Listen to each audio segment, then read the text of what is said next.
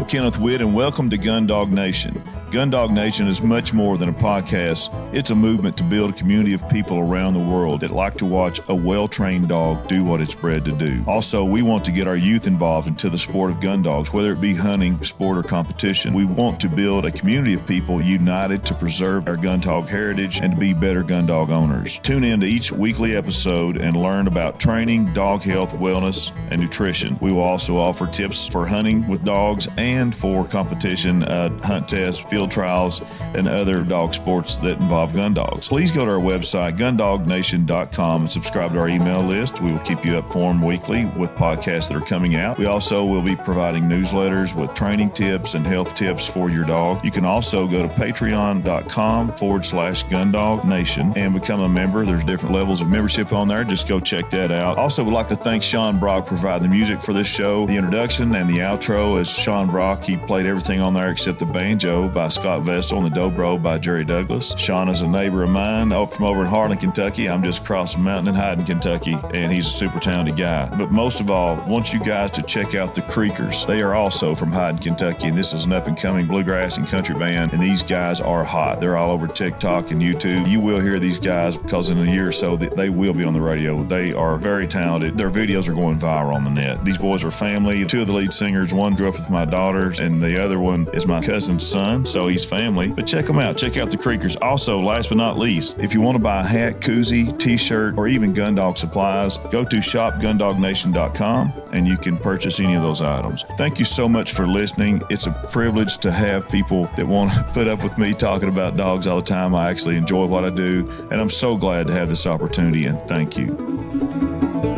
Hello, this is Kenneth Witt with Gundog Nation coming to you this morning from Fort McCavitt, Texas at the ranch.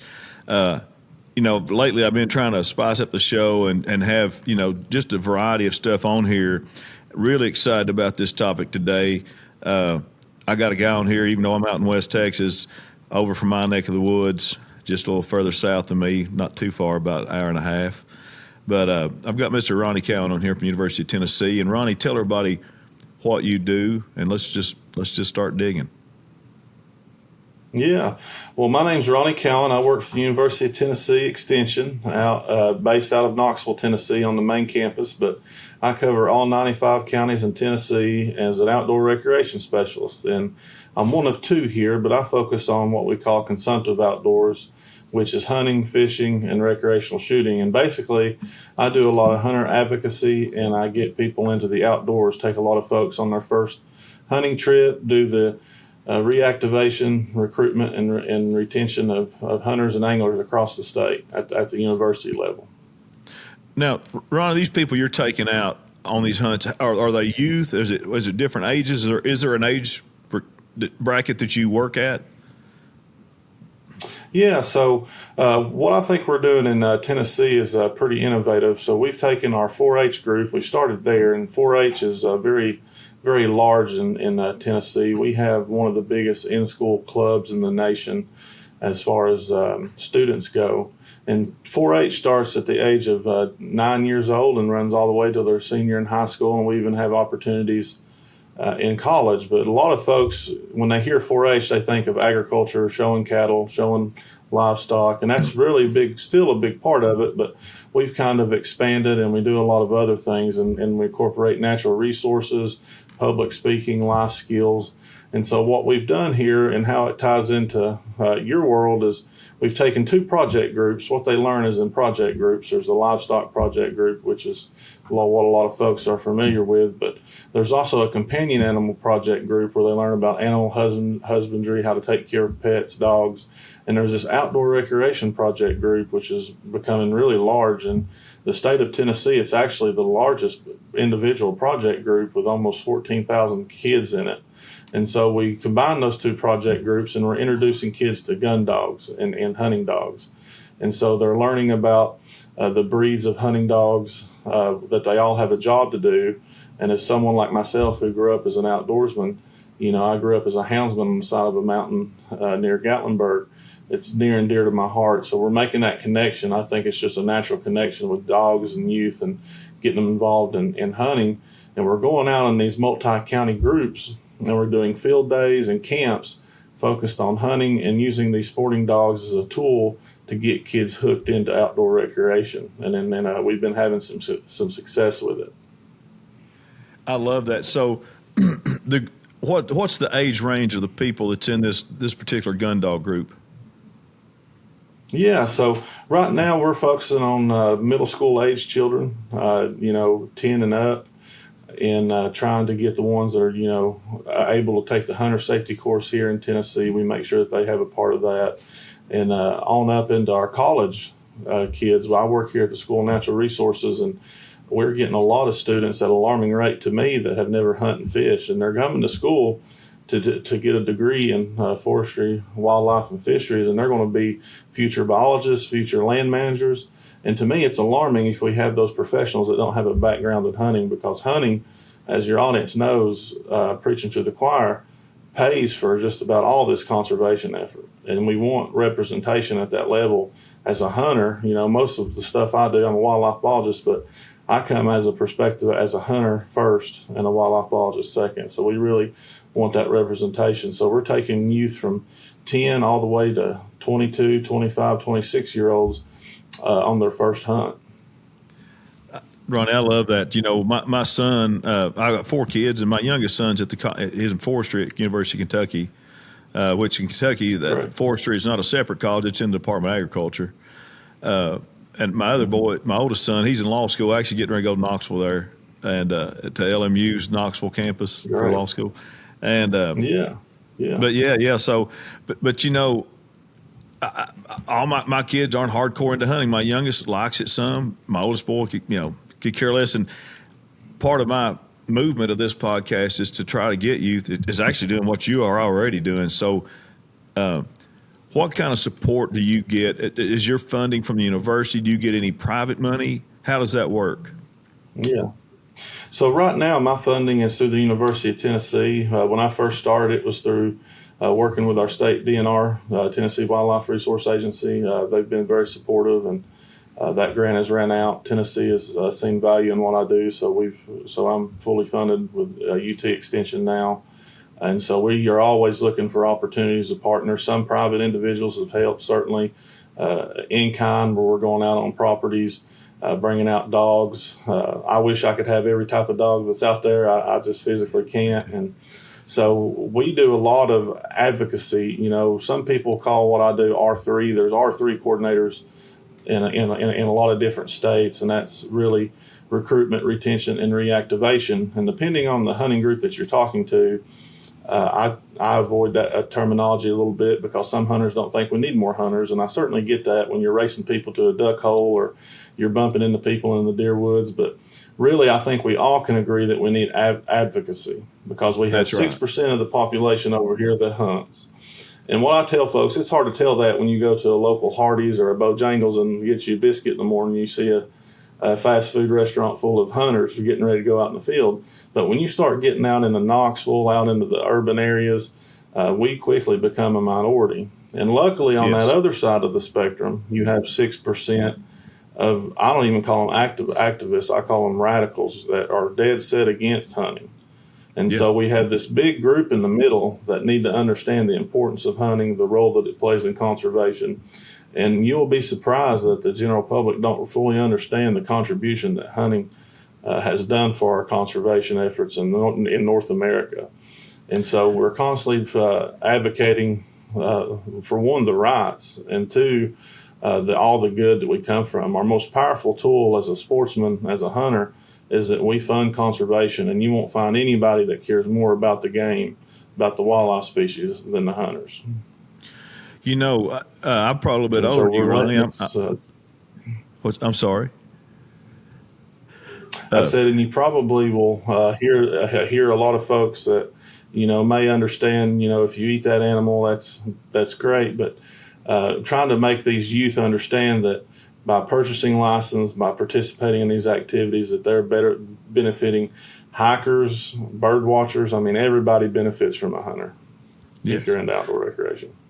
Yeah, and it's you're right. The word's management. It's a management process. Ronnie, I'm probably quite a bit older than you. I'm almost 57, But I remember in eastern Kentucky where turkey was unheard of. I didn't see any turkey until probably the late 80s when I was in high school.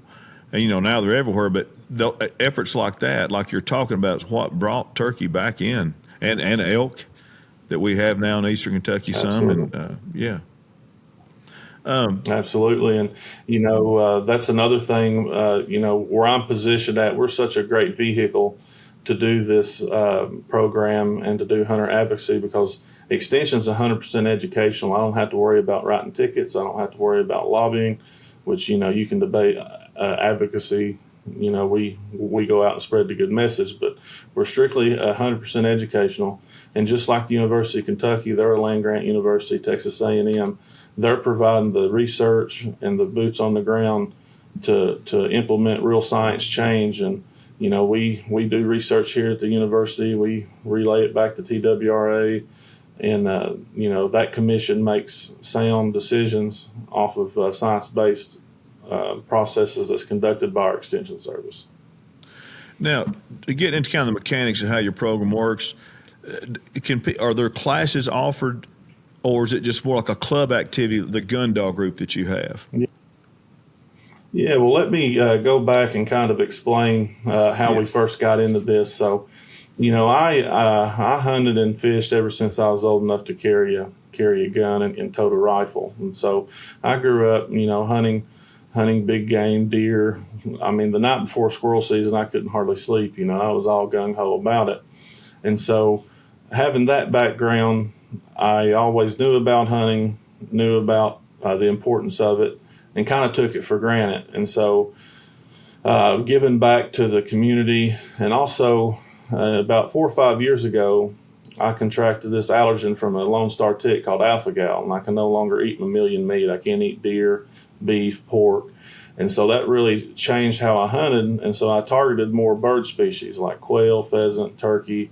And so if someone like me who grew up hunting, deer and having hounds, coon hunting, and occasional bear, even someone like me that grew up in the culture, it was a totally new ball game. And so that gave me kind of an understanding of how to approach teaching hunting skills. Because even if you're a lifelong deer hunter, if you're starting to have to, use GPSs and find duck holes and learn about how to set up decoys and the shotguns and all the ins and outs of it, it can be overwhelming. And so we stopped looking at it as an approach of just finding people that's never done hunting and talk general terms. We're trying to teach very specific skills because they're very specific according to what species that you're targeting. And so we do a lot of quail research here at UT. We do a lot of upland stuff here. Trying to transition and finding these dogs a job is what really led to, some of these programs. And currently we offer it as just events if the counties are interested. So if we find a county group that's interested in what we're offering, we come out, we put on a field day, or we host a camp. And so we work with multi-county groups. And the good thing about Tennessee and Kentucky still may be this way too, Texas A&M, is we have an agent in each county. And yes, so that agent has a committee that advises on what that county needs. And they see that natural resources is a big deal in a lot of our counties. And so I'm busy traveling across the state doing these things, and we make it very specific. So on these programs for youth, if it's about quail, we just not only just go out and set out birds, we explain to them that, hey, this is not the answer. You got to have habitat management. We show them what that looks like and how we manage for quail on the landscape. And then we talk a little bit about the glory days of the South and how it used to be and how we got to the point we're at. And then we go out and we do a hunt, and we have a lot of fun. And the pen raised birds might not be the answer, but it's certainly the answer to get those kids hooked and on a very successful hunt. You want to make these novice hunters successful early, and that's a great tool that we use. And so we go out there and we teach them about the dogs, and really expand it into companion animal about obedience training, primary care. But these dogs were bred to perform a certain job. It's not like I'll use a lab for example. I have a Flushing Lab and he duck hunts too. But when you're watching TV and you see a big dumpy lab walking across the show ring, that's one thing. But there's a difference in a field-bred lab versus a show lab. So we teach them that these dogs have specific jobs and what they're bred to do. So we do hunt tests. We show them the capabilities of retrieving. We've worked with pointers and let them understand what the pointers are trying to do. And all the different breeds are really just geared on a different level. And so we do that to try to get them to understand that, we want to keep these dogs active, and they're best happy when they're doing the job that they were made to do. Hello, this is Kenneth Witt with Gundog Nation. Many people quickly become frustrated and confused when training a retriever. Cornerstone Gundog Academy's online courses eliminate all the guesswork by giving you a proven training system that will help you train a dog that anyone will be proud to have in their blind. Learn where to start, what to do next, and what to do when problems arise. Visit cornerstonegundogacademy.com to learn how you can train your retriever.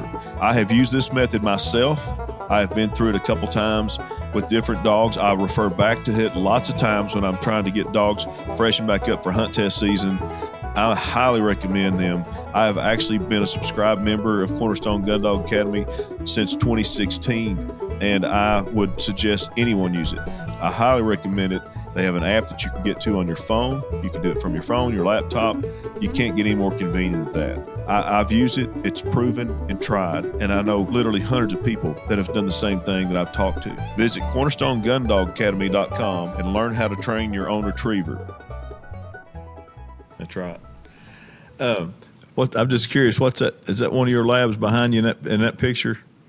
Yeah, that's my. He's almost 2 years old. He's a chocolate lab, and he was my first retriever I've ever owned. And so we've been working, and with my schedule and everything, I got to have a pretty versatile dog, and so I went with that route. But I wasn't looking for a lab, and I wasn't looking for a chocolate lab when I found him. But I had to be pretty resourceful, and part of getting into hunting is keeping it costly. We want to be get people in that's feasible, and sometimes we're only our own worst enemy. People are paying $3,000 for a puppy, and I'm not saying they're not worth it, but it's hard to justify getting someone in that's never done it into such a big buy-in. So we find ways and things, but I found a friend of mine that hunts and was able to get good bloodline and everything. It just happened to be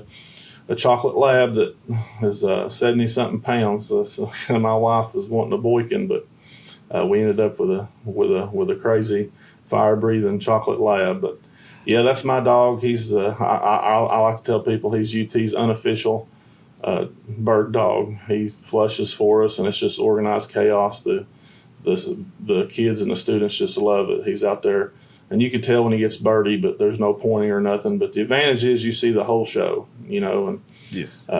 Currently I'm trying to find somebody that'll work with me on a good pointing breed. Currently we're looking at one that's a slow working kind of close in pointer so the students can watch them work. We've hunted with pointers, and they've been some real good dogs, but they're hell on wheels. They'll get out from you and they don't get to really see it. We walk up on it's already pointed. So we're trying to expand our little kennel there. But yeah, that's, I tell people all the time, keep your options open.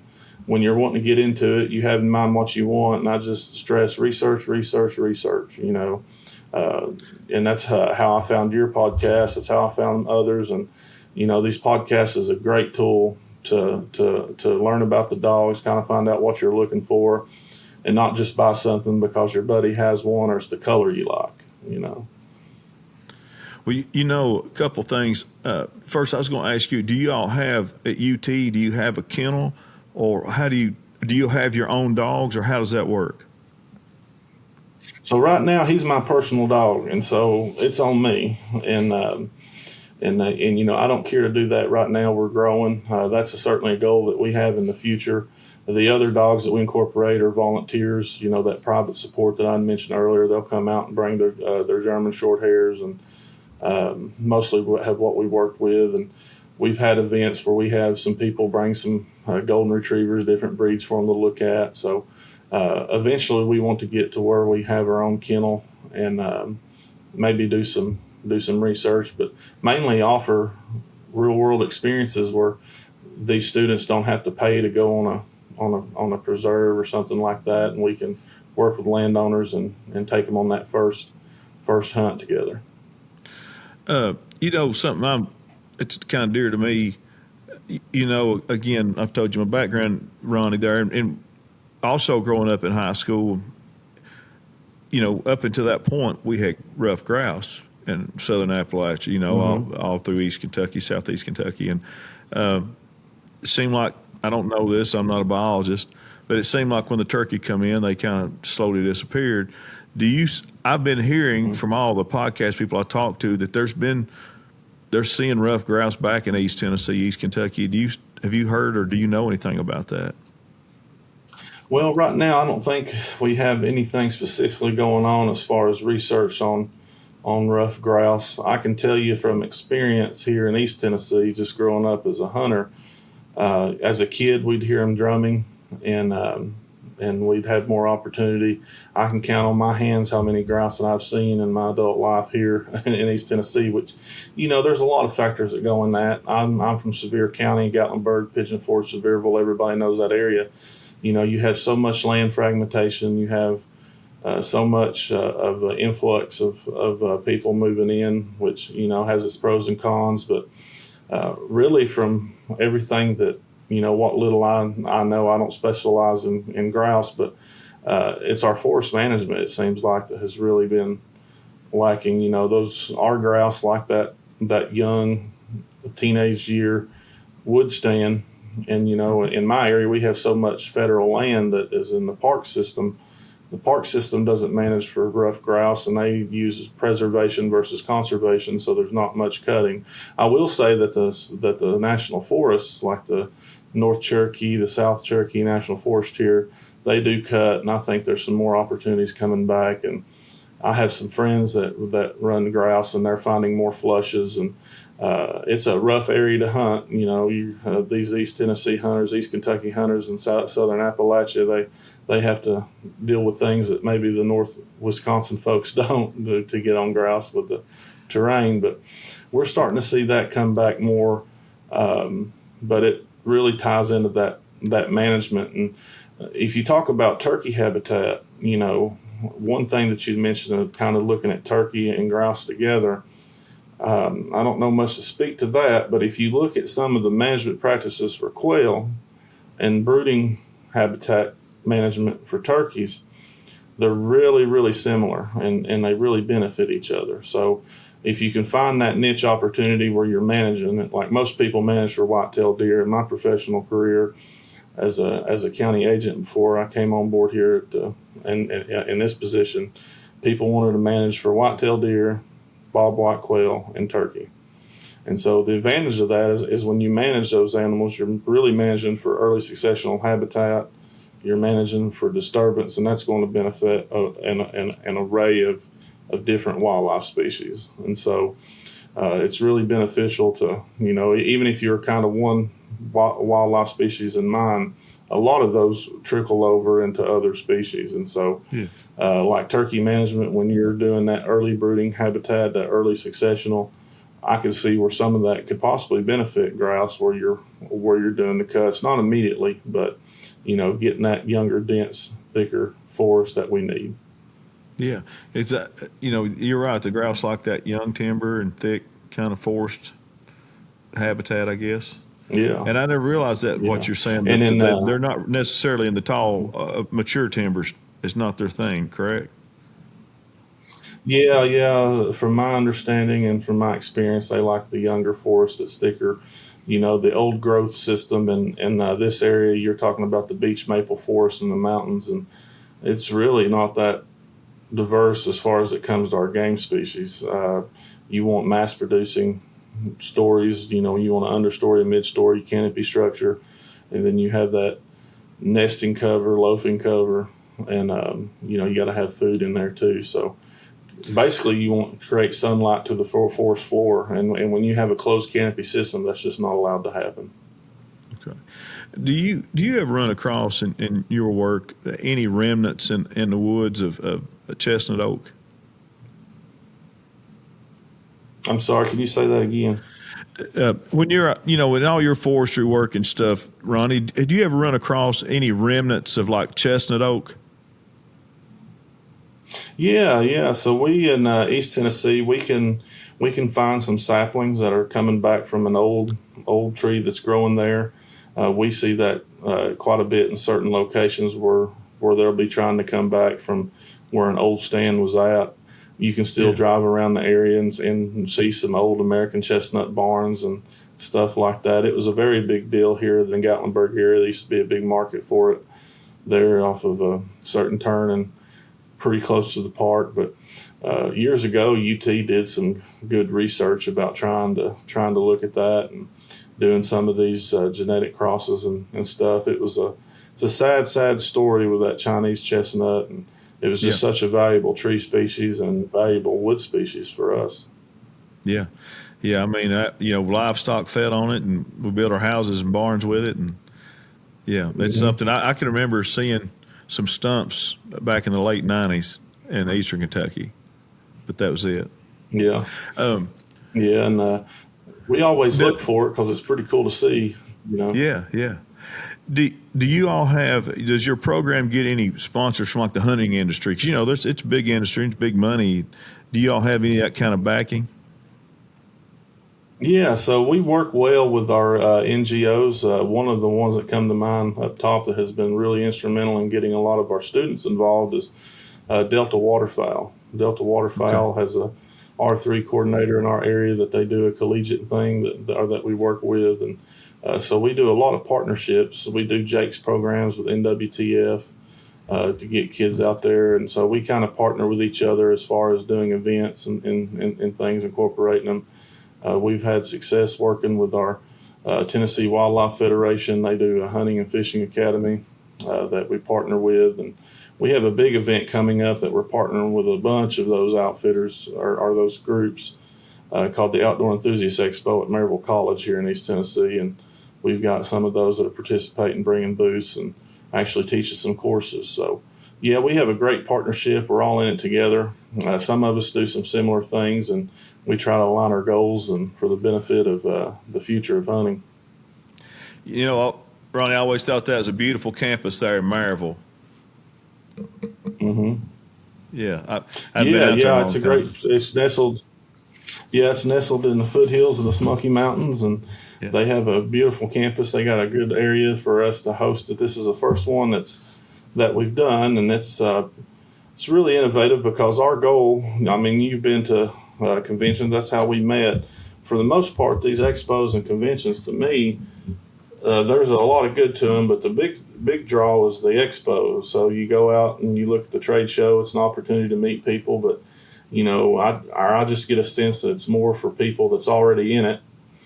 A lot of the new non-hunters are not going to be there, and plus, there's just a feeling that the goal is to sell stuff, to buy equipment, to merchandise, and so this expo's its goal is strictly education, and so we have these excursions where we'll be teaching people how to fly fish. The Wildlife Federation will be teaching deer hunting skills. I'll be teaching waterfowl hunting skills. And what's really innovative is we have this component of the non-consumptive group. So the other specialists here, Dr. Sharp, we're doing this together as kind of like we're all under one tent is the theme of it. So we'll have non-consumptive users like the hikers, the mountain bikers, and so they'll be coming, and it'll be a mixed user group, and hopefully they will learn about what we do, and we can learn a little bit about what they do with conservation in mind. We'll have keynote speakers and talking about the North American game model and conservation, some of the things that we had mentioned earlier, and that we're really not that different. We just decide how we recreate a little bit differently. And so, a lot of what they do, hunters can easily translate to, because for hunting, it's not just defined as making a harvest or going out and killing something. A lot of times it's just our experience in nature. And as we see hunters grow, they first start out it's all about, being successful. They want to make a harvest. They want to, limit out on ducks. But the longer they in it, they start transforming into being more of a mentorship.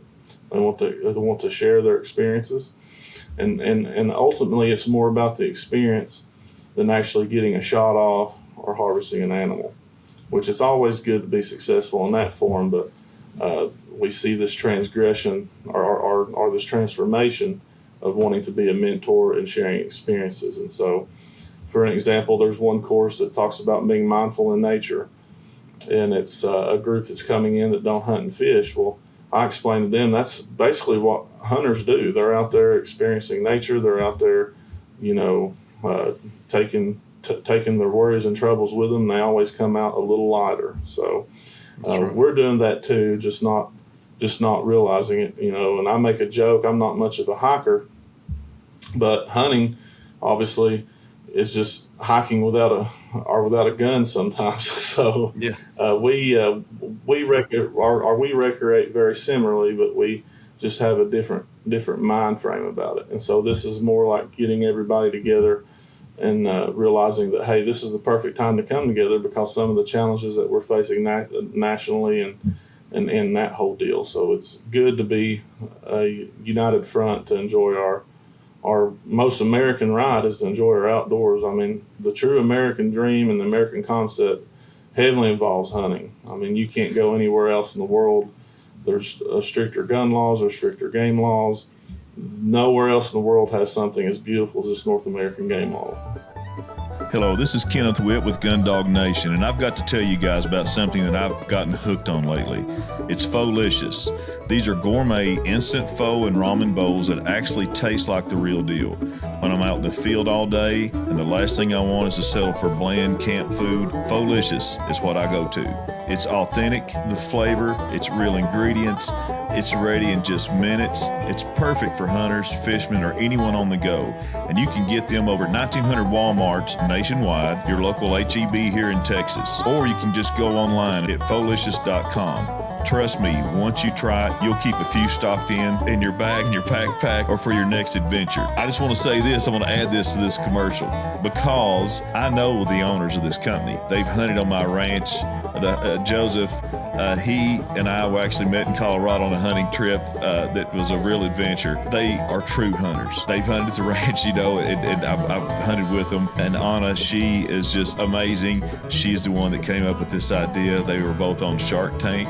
They are amazing people. So I love seeing people like this have a business. And I just had to say that in addition to the commercial because I really believe in the product and I believe in the people that made the product. Be sure and go to pholicious.com or go to Walmart or H-E-B and try their product. I promise you will like it.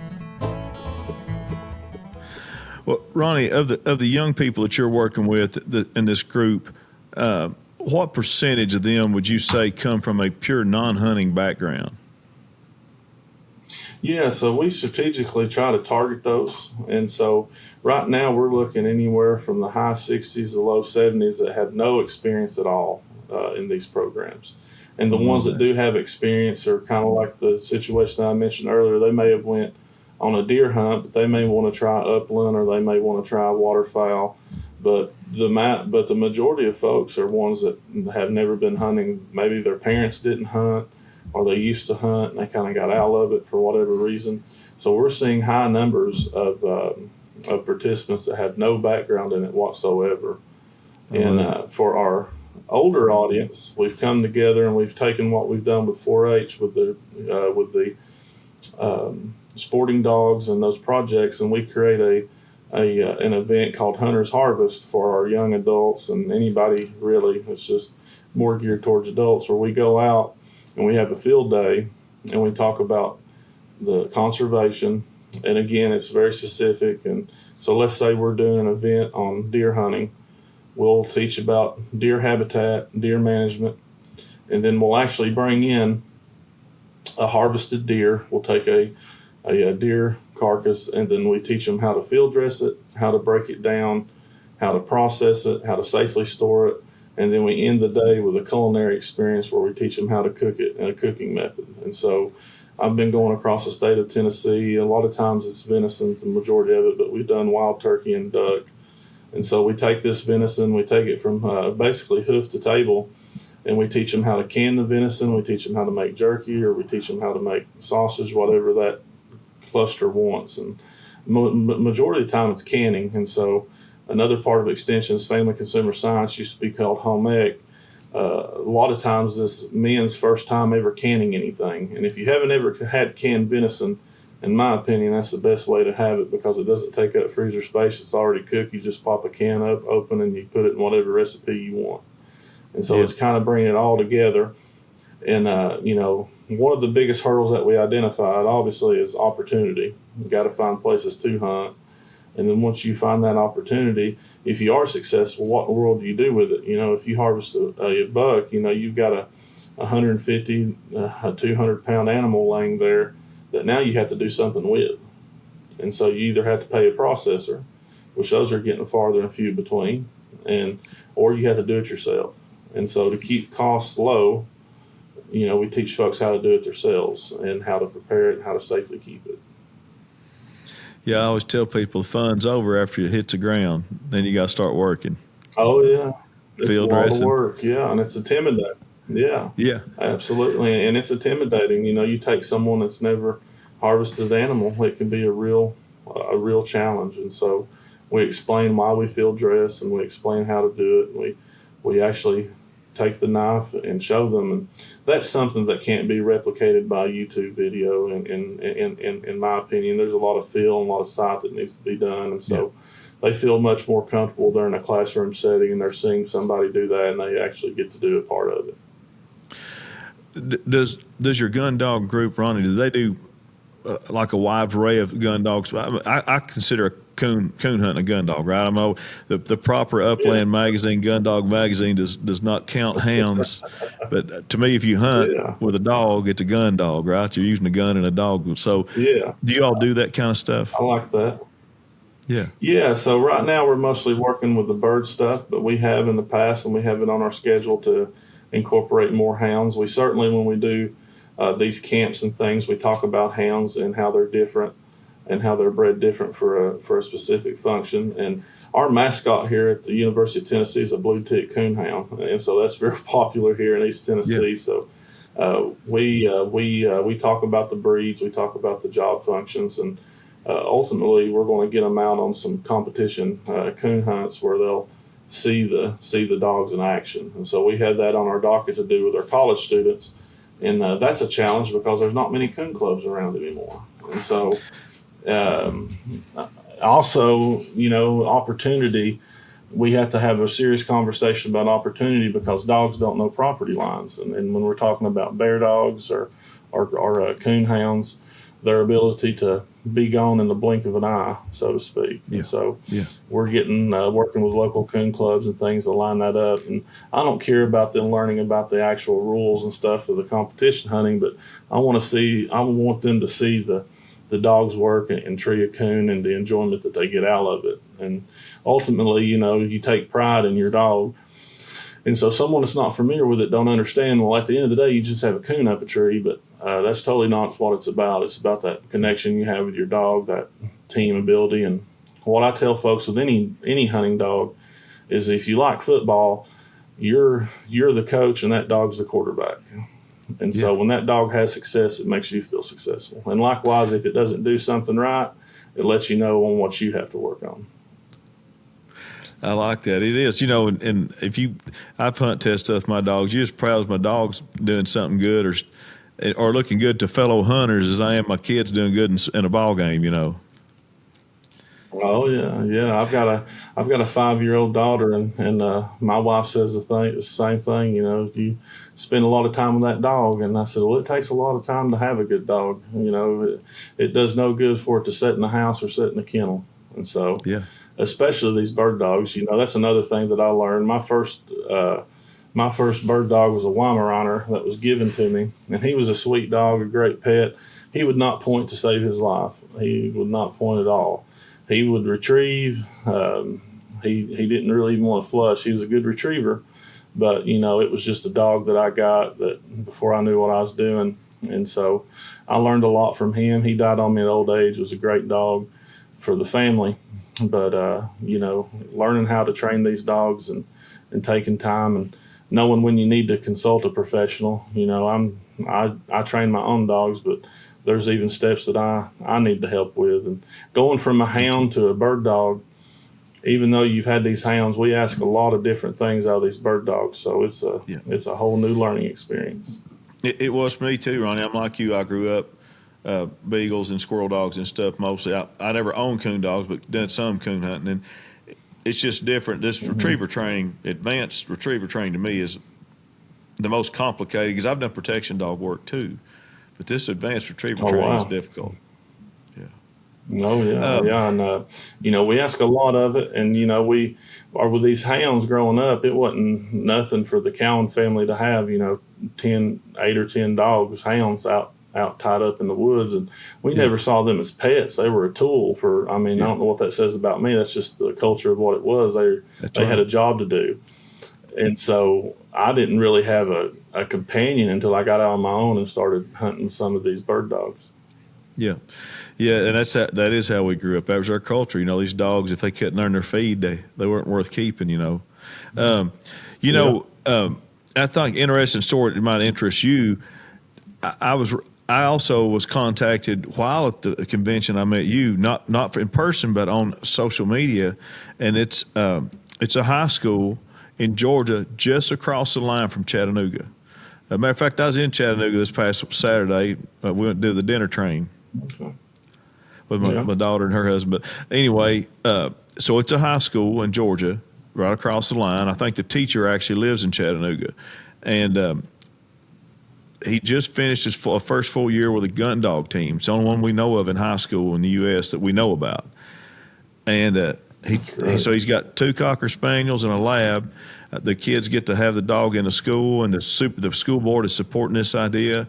Now, I talked to him just Tuesday night or Wednesday, and now they got 19 students wanting to start the new year and be on the team.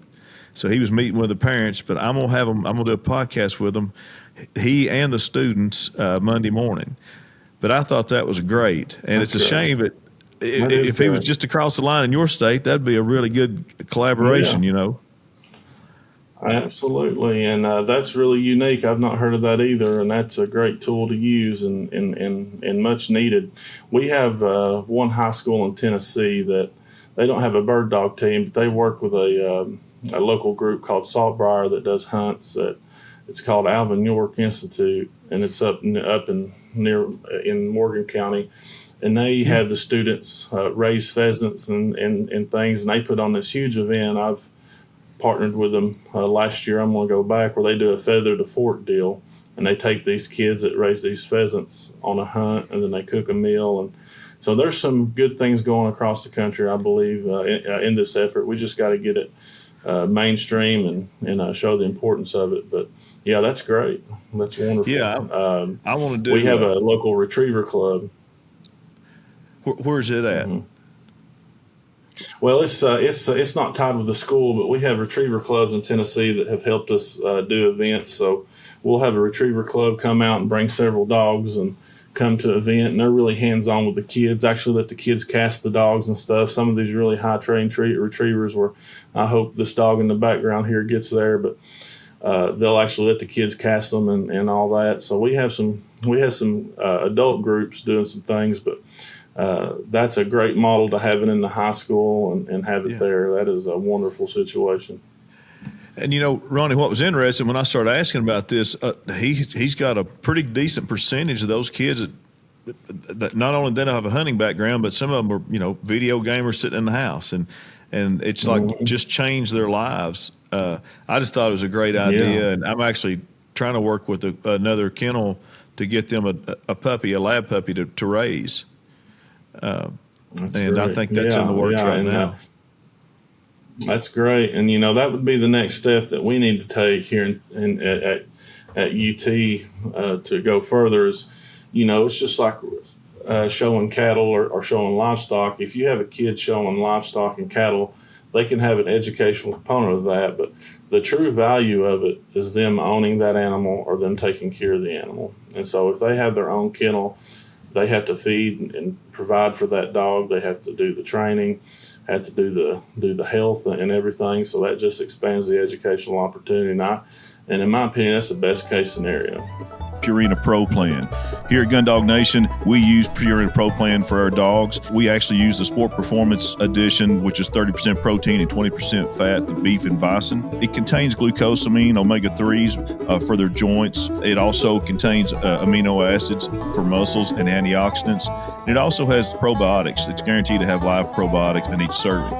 There's no artificial colors or flavors. We see the difference in our dogs. We see the difference in their coat, their performance, their endurance, and also in recovery.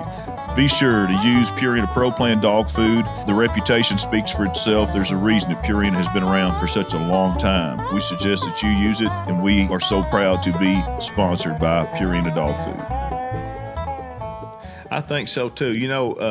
I know in the United Kingdom, like Ireland, Scotland, England, and Wales, each have a gun dog team that they compete for national supremacy, kind of thing. And I think it'd be neat if high schools, if we could get high schools doing that, have a state competition. I think it'd be. But listen, anyway, and I know we'll still we're going to be in touch after this podcast. But anyway, I can help. That's what I'm here for, and I'd be a hypocrite if I didn't try to help, because that's what I preach. Is the involvement. Absolutely. Ron, it's this, buddy. We want to preserve our heritage. You and I come from a same neck of the woods, and we come from a hunting dog heritage, and we need to preserve that and pass that on. And it's not just about the heritage, but it's also about how it helps kids, learning a responsibility, take care of an animal. And dogs, it's no secret, dogs are good for mental therapy and everything. Absolutely. So, absolutely. Yeah, I think, absolutely. I've actually had a job here in Midland, Texas, an oil company I worked in. On Friday, I'd take my pup. I was training a lab. I took it into work. And you know this as well as anybody, but you can take a dog into a place and it lightens up the room. It changes everybody's demeanor. I just think it's, let's just say medicinal, Oh yeah, absolutely. Yeah. So we have a group here at UT that's very active called the Wildlife Society. This is a club that future wildlife biologists, future game wardens, future all wildlife professionals are a part of this, and they do a lot of education outreach. And I was out there pitching a dove hunt. We're taking some students on a dove hunt in September, and I made sure to have my dog there because that's a big draw. People come up to, hey, I want to pet your dog. Yeah, you can pet my dog, but let me tell you what this dog can do. And I hand them my card and tell them about this hunting opportunity. That student may never approach me if I didn't have my dog with me. Yeah. And I feel like a hypocrite here. I've been to Delta Waterfowl and Ducks Unlimited conventions, and I didn't have any of my dogs with me. And I really thought about it. But it'd probably been a big draw.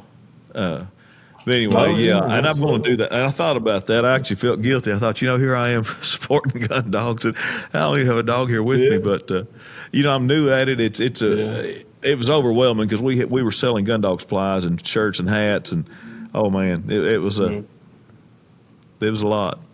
It was a busy convention too. I drove down.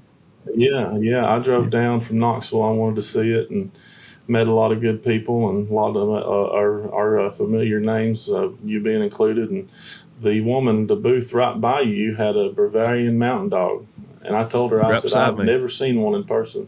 Yeah, I've never seen one in person. I'm so glad you brought that dog because I've seen them online, research. I always keep on top of different dog breeds. And I said, you're the first one I've ever met in person that's had one of these dogs. And that struck up a conversation. But, getting back to the importance of it, I tell folks, look at what's going on nationally, with the issues out in Colorado and other states. And I tell folks, it's as easy as these urban populations. So I'll use Tennessee, for example. Right now, the way it's formatted, it can't happen the same way it happened in Colorado, but let's say that the population of Nashville and Memphis outnumber the folks in rural counties.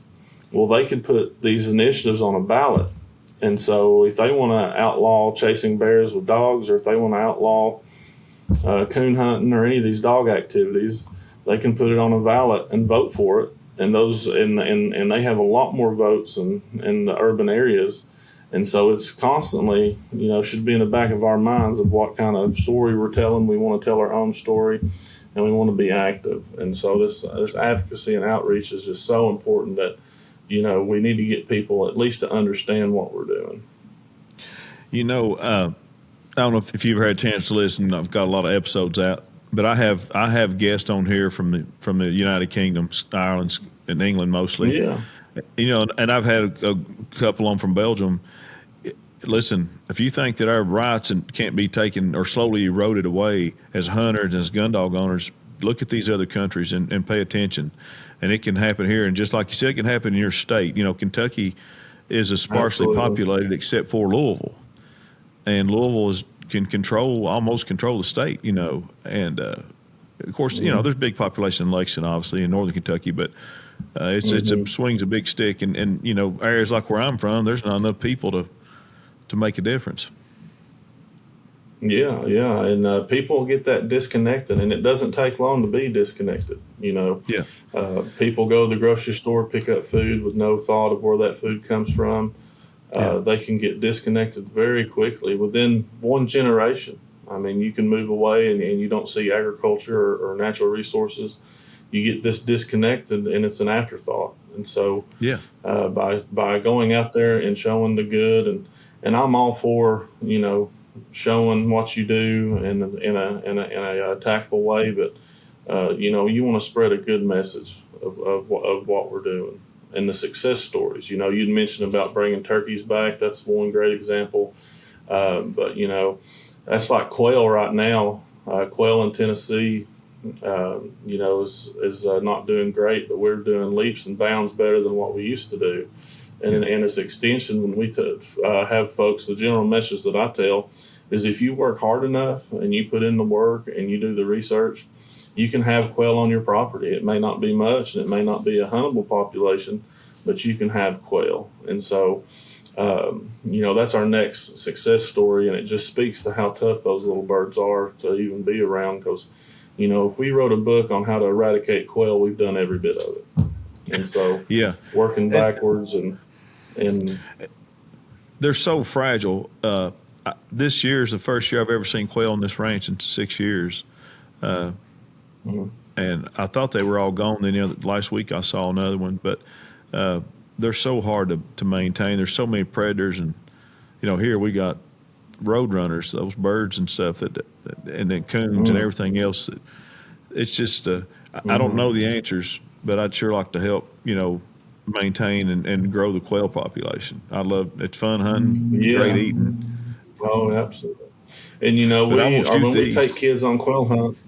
Yeah. Oh no. Yeah. We talked about quail already, but just to reiterate, that's part of it that we talk to our students about is, back in the 50s, 60s, and maybe even the 70s, quail was the number one driver, in my opinion. I mean, you have deer hunting now, but there was a lot of quail hunters back in that time period, and it was a social event.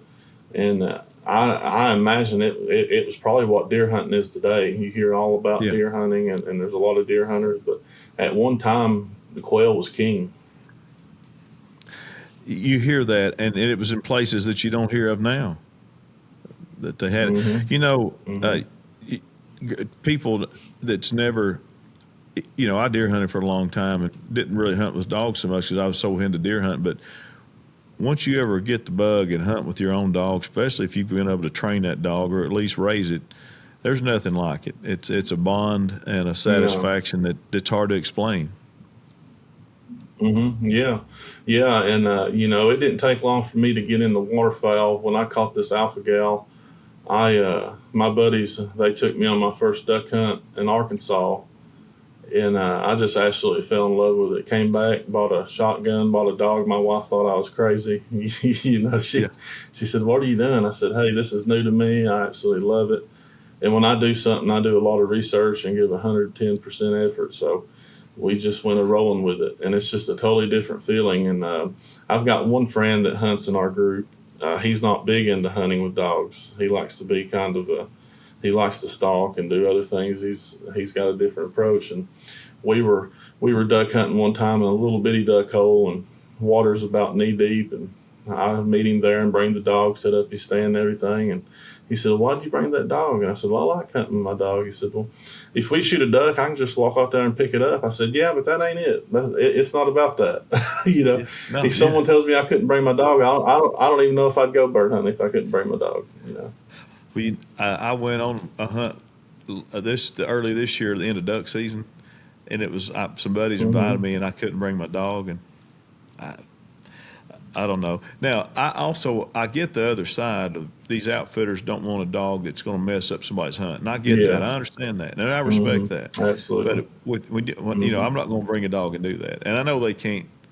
They can't just take my word for it, but it sure ain't as fun. Yeah. Absolutely. Yeah. I understand that from an outfitter standpoint. And I always tell my bunch, I've got a pup. He's not even 2 years old yet. I know when he's not doing right, and I correct it. But I tell him, I said, "Hey, if my dog is taking something away from your hunt, you let me know. I'll put him back in the kennel, because I wouldn't want that done to me." And I've been in that situation where you go on a field or you go into a hunt and there's a dog running around that has no control, and it just ruins other people's experience, and that's not what I want to do. Absolutely. So it's my dogs ain't always perfect, but I try to take them at least. I won't take them in front. Well, you know how it is. You don't want your dogs to make you look bad. And then on the other hand, if you're hunting with a buddy that's got a dog that's driving you crazy and messing the hunt up, you talk about a man's dog, it's like talking about their child. You'd probably get in a fight or something. Oh, yeah. Absolutely. And, it's always in the back of my mind. We went on one trip to Arkansas last year, and we didn't quite know who we were hunting with, and I had never met some of these people before. And they said, "Oh, you're hunting with this old boy from Louisiana." And I thought, "Oh, no, they're real serious about duck hunting." I said, "I've got this young dog." And I was like, "Oh, no, I don't know what he's going to do." And, I knew what he's going to do, but, you never know with the pup. And I got to talk to him. I walked up and said, "Hey, I'll just let you know my dog's only a year old, and he's doing good, but, he's a pup." And he's like, "Oh, we're all right." And he turned out to be one of the most laid back guys I ever known. My dog had a great day in the rice field. It was very good for the dog, so it worked out, but that's always in the back of my mind.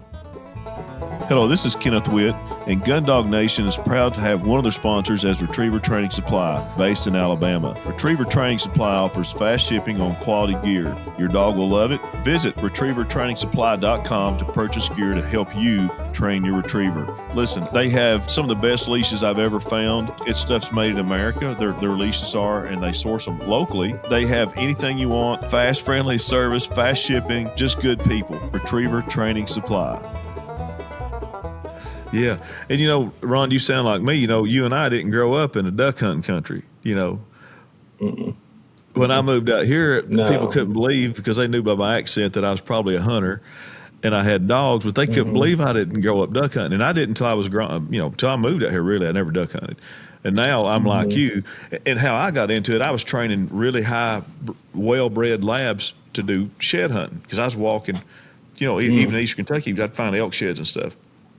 But, and I thought, I'm wasting this dog, because I've got this well-bred Labrador that can do way more than shed hunt. And that's kind of what led me into duck hunting. And then once I done it, I was like, "Oh, okay, I got it now," Yeah. Oh, yeah. There's fun. Nothing else like it. And I grew up on the side of a mountain, literally. And, if we saw a duck near me, it was lost. And, there's some, you can find ducks. There's enough ducks here to play with, but we always try to go to West Tennessee or Arkansas. But I've had good hunts in East Tennessee, and luckily, I had a good friend group that really took me under their wing, and it took me some good places and taught me a lot. And I'm still learning, and so having friends, and that's what we try to do in these groups, is try to provide a mentor, because that's the best way to get people into hunting, is you got to have a mentor. And so me, I was experienced hunting, but these guys, these boys that duck hunted a lot more than me, they were my mentor. And so they set me up for success and helped me all along the way. And, you kind of have to learn as you go, what's your approach. I had one guy when I was looking for a bird dog, you don't want nothing but a black lab. Don't ever get a chocolate lab. You don't want a black or nothing. And I met some people saying, get a Boykin there, so I had to kind of find my way and get that. But there's certainly ups and downs, and you can listen to so much information. I mean, we live in a time where you can get whatever opinion you want to believe. You can find someone to back you. And so it makes it hard to do your it? homework. Yeah. There's so much information out there, Ronnie, like dog training information. I'll give a little bit of dog training advice, but I tell everybody, hey, first of all, I'm not a pro trainer. There's guys that know way more than I do. I'm not an expert, and this ain't the only way to skin a cat. This is what I do. Try it, but seek other resources. But you're right. There's a big debate all over social media and has been for a long time, British labs versus American labs. I've got both. I've got one of each. And but it's just opinions, and you just got to find what you like. I've seen Boykins that are just excellent hunting dogs. I know another buddy of mine that trains dogs, and he charges extra to train a Boykin. He said it's so hard to try, but it's just preference. Yeah. I've got a real good friend of mine that breeds Boykins in Middle Tennessee, and I was told him I was looking. He didn't have any pups at the time, and he called me back, and I thought he'd be mad at me because I ended up getting this chocolate lab. And I told him, I said, I got me a dog now. I got me a chocolate lab. And he said, well, good deal. That's what I recommend for your first dog, is to get you a real stubborn, strong-headed lab, because he, and not every dog's a good dog for a first-time bird dog owner, No. His thing was saying, for someone just trying it out, you may have more success with a lab than you would a Boykin. And he's a Boykin guy, so. Yeah. I tell you what I've got in the kennel right now, and I didn't train this dog. I bought it. He started trained, but well trained so far. But it's a Cocker Spaniel, and I'm telling you, I can't wait to hunt this dog. I've been working with it. I love seeing him on TV. Oh man, she's bold. Like she has no fear. They're athletic. You see this little tiny 21-pound dog can jump a fence and with something in its mouth. I can't wait. I'll get to hunt in 2 weeks for the first time in Montana. That's awesome. Yeah, I've seen them on TV, and they look like a blast. There's, like I said, if I could, I'd have one of each. I mean, I think they're all great in their own way. But I love watching those little cockers run, those field-bred cockers, just like are just back and forth and just so dynamic in the field. And I've been looking at those Spinonis. I don't know of anybody that has one, but man, they're an impressive looking dog. There's another podcast guy has those Broncos, and me being a former hound guy, I was like, I like the look of that dog because it looks like a coonhound. Well, I was on his podcast last night as a guest. Were you? Good. Good. Ron Bone.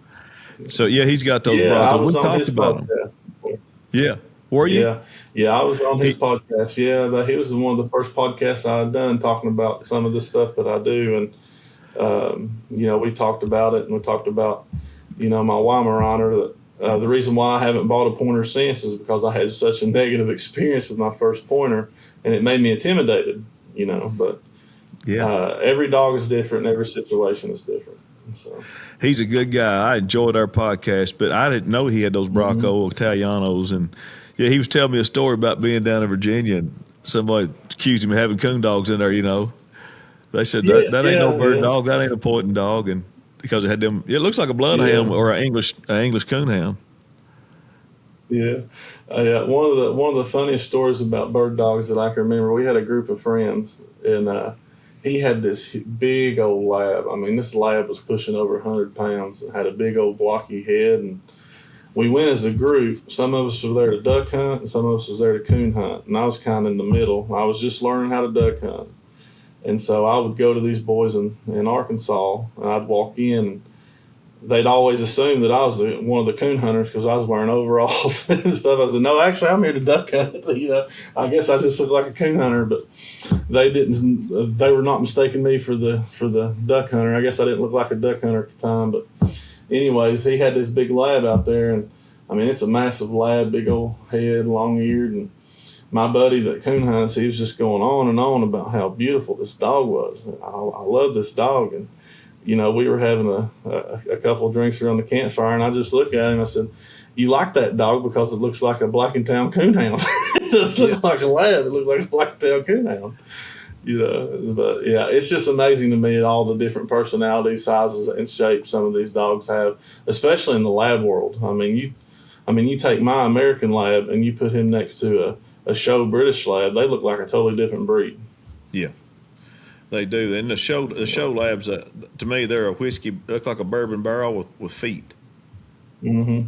Yep. But big old barrel chest. You know, we also share something in common, Ronnie. I'm one of these. If I could have one of every breed, I've always wanted a black and tan coonhound. My buddy from Hyden, Kentucky, Mike Maggart, they've kind of got their own bloodline. They probably have for 40, 50 years. Maybe longer. Wow. And I think a blue tick's the coolest looking dog. You know, I wish I could have them all. Beautiful.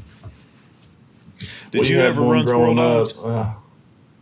Yeah. We had squirrel dogs growing up. I can tell you the best squirrel dog I ever had was a little Jack Russell Terrier named Mo, and he was an absolute go-getter. He would tree by sight and smell. We never really wanted to keep the ones that just treat by sight, so we liked them to have a little nose, and we were concerned when we got them because they're not typically known to have a nose like some of the others. But yeah, we had mountain curs, Kimber curs, a bunch of those, and they were kind of dual dogs. Those cur dogs were, but you always remember your best dog and whatever you're hunting. I remember that little Jack Russell Terrier. And we would take him. We didn't have a dog box or nothing. He'd ride in the cab with us, and we'd just kind of throw him out. He'd chase those squirrels and shoot them out. And that was my introduction to hunting, was squirrel hunting. But getting back to the black and tans, we had a beautiful male. His name was Jeb, and he had big old long droopy ears, and he was so slow, like wouldn't be worth nothing for a competition coonhound. But he was just so fun to watch because he was just slow and you know, he had a method about him. He was slow, but he was so true. Never remember him slick treeing. And he was out of Set 'em Up Ace, which was a real famous black and tan back in the day. A lot of the coonhounds and the black and tans in the South was Set 'em Up Ace, and we had blue ticks, but we ran a lot of walkers, and for whatever reason, you see a lot of walkers today. It's hard I haven't seen a black and tan at a hunt or hunted with a black and tan in a long time. You know, I had 2 world champion coonhound guys on here at different times, and they're all walker guys, and apparently when you go to these competitions now, it's about all you see. Yep, and they're great dogs. My best coonhound I ever owned was an old saddleback male walker named Chief, and he was a good dog. He treated his first coon at 6 months old, and I loved him. You just get a lot of good out of that breed, and we had some blue ticks. I got a buddy that's real big in it now that hunts autumn oaks and stuff. He's got some good blue ticks, and that Ushman breed or that line that runs good, and it just doesn't stop with dogs. These individuals, I mean, you know how serious coon hunters is. They don't just like walkers. They might like walkers that have a red head. They may not like the walkers that have the black head. Yeah. They may want walkers with saddlebacks. I mean, they get really detailed in it. And, you know, I have a certain way I pick out a puppy. I have a method to it. I don't think there's any science to it. But when I pick out a puppy, I have a certain set of things I do. And it's just the culture of hunting dogs. I mean, I could talk about it. It's so much tradition in southern Appalachia with these hounds. And it's just amazing history. When you're getting ready to go on your next hunting trip, make sure you pack the most efficient and reliable ammunition on the market. Migra Ammunition brings you the most diverse loads on the market. Migra's patented stacked load technology is the epitome of efficiency. 2 shot sizes stacked together to create the most diverse and efficient line of shot shells in the industry. It doesn't matter what flyway, what state, or what the weather, the standard remains the same. At Migra, reliable loads that perform in any condition every single time. We're proud to have Migra Ammunition as a sponsor for Gundog Nation. You know, I drove down in East Tennessee probably back in 2008 and bought a Kimmer cur off somebody, and I had some original mountain curs. Yeah. but I couldn't remember how to save my life. Didn't they come out of East Tennessee, Yeah. that lion, Kimmer? Yeah. And the man's, I think how they got their name was the man's last name, but we had them growing up, and I haven't seen one in a long time. But from what I remember, they were like a blonde color, and they docked their tail, and Yeah. and they were some good squirrel dogs that we had. We had the Stevenson curs, the black Yep. curs that we liked a lot. We actually preferred them, and then some old mountain Bengal looking curs, and you know, getting back to colors, the uncle that got me into coon hunting before we had walkers, all he wanted was a solid black plot. He liked a jet black plot, and that's what he wanted. And for whatever reason, he just thought that was it. But I hunted with a lot of plot dogs, and you don't see them much in the coon woods. You see a lot in the bear and chasing hogs. East Tennessee still hosts the American Plot Days down here, and I go every year. And there's always, they come out of the woodworks for it all over the country. I'm starting to see them more because of mountain lions even out west. Then I've got friends in Kentucky now. Finally, you can run dogs and tree bears. And that's good. I've actually talked to my cousin last night, his neighbor's got some plot hounds that they're running. I've never hunted with plot hound. Of all the dogs that I've had and fooled with, never hunted with one. Well, I take that back. I've hunted one time here with them. Yeah.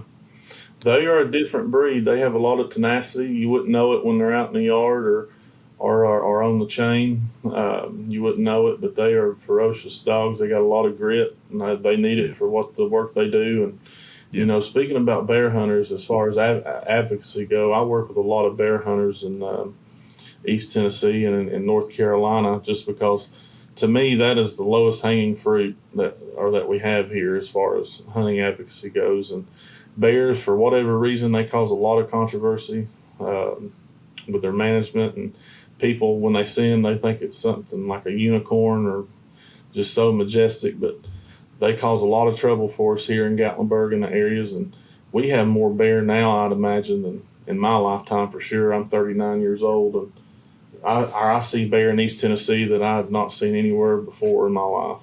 So they're down here in Seymour. They've been on the Knoxville camp. Yeah. On campus. Yeah. We had a bear on campus a couple years ago here. It was a big deal, right in the heart of Knoxville. When I was growing up, we'd see occasionally there was bear spotted in Harlan because it bordered Tennessee and Virginia, but we never saw bear in Leslie County. At least I think one was killed when I was in high school. It was in a bee house or something. But now my daughter sees them all the time at home in Kentucky. Yeah. My kids, we're seeing them in counties that typically don't see them. We're seeing them more so down here, and I don't know if that's displacement. We have a lot of sprawl up in the mountains. We have a lot of pushing, a lot of them searching, finding food. But I would have to expect that the bear population is more now than it has been in a long time. I mean, they have estimates of around 6,000 bears in Tennessee. I would say we're past that. And a good way they get their information, another plug-in for hunting, is they know the bear population because of hunters. They do the tooth removal. They have to submit it, special regulations, and we're allowed one bear a year still. We have several different bear units, but years ago they've had some push to do some things for their bear hunting, but those guys need a little bit more advocacy than some of the others, I feel like. Yeah. It's since I moved to Texas, when I left Kentucky, there was no season, and that's changed. But what's the next thing on your all's list? What's the big news y'all got coming up with your program that you'd like to tell everybody about? The biggest thing that we have coming up is our Outdoor Enthusiasts Expo. It's September the 19th and 20th. We have a concert and refreshments going on the 19th with the band playing. This is for all outdoor enthusiasts. If you hunt, fish, hike, bike, kayak, canoe, It's going to be at Maryville College on the 19th and 20th. The 20th is an all-day thing. Gates open at 8:30, and there'll be stuff going on for the family. We'll have hands-on activities and hunting, fishing going on that the kids can come. They can make their own flies and take a fishing lure home with them. We're doing something called geotaku, which was the first form of taxidermy from Japan. They get to do a fish press. That's where they used to take paint and paint the fish and put it on rice paper, and it makes this print of their trophy. That was their first form of taxidermy, really. And so we'll be doing that. And then we have these tents set up called excursions. And so we're actually taking people kayaking, canoeing, taking people out in the woods, teaching them how to hang game cameras, tree stands, how to deer hunt, how to waterfowl hunt. So there's something for everybody. And if you just Google UT Outdoor Enthusiasts Expo, it'll have all that information. You can register. We've had such good support from our sponsors. It's a free event, so it doesn't cost a thing to come to it. We'll have barbecue for food, and it'll be a real good time. So if any listeners want to learn more, they can go to that website, register, and come have a good day with us. That sounds like a good time. Yeah, and something else that we need to mention about that event, we're also actually doing a gun dog demonstration. So I'll have my lab there, and we'll be talking about gun dogs and doing a little simulated hunt test for those folks that have never seen that done, and highlight some of the special abilities that these hunting dogs have. Well, good deal. Well, I'll try. If you need me to help share that on social media or anything, Ron, let me know. I'll put it on all my stuff. Absolutely. And try to help you promote that any way I can. Absolutely. We appreciate that. Well, Ronnie, I guess I know you and I could probably talk for another couple hours easy. But I know you got to work today, and I'll probably better get some stuff done too. But listen, it was an honor. I'm so glad you reached out to me and educated me about what you're doing. I was once you told me, I was sold hook, line, and sinker. So I'm so glad that you allowed me to get you on here. But anytime, we won't make this the last, and I will keep pushing this. What was that? I'm sorry. Yeah. Thank you for having me on. I love talking about what we do, and thank you for the good work and your advocacy. And it sounds like you're doing a good job and making an impact. I like your content and your website, and I've subscribed, and I'll help you any way I can. All right. Well, thank you very much, Ron. You have a good weekend. Hello, this is Kenneth Witt with Gundog Nation. I'd like to encourage all you listeners and viewers on our YouTube channel to check out patreon.com/Gundog Nation. For $10 a month, you can become a member of our community, and we'll have access to lots of stuff. Mainly, we'll do a monthly forum, an open forum, where you can ask me anything Gundog related, and we'll learn from each other in the community. Should be a lot of fun each month. We will do that. So check it out, patreon.com/Gundog Nation.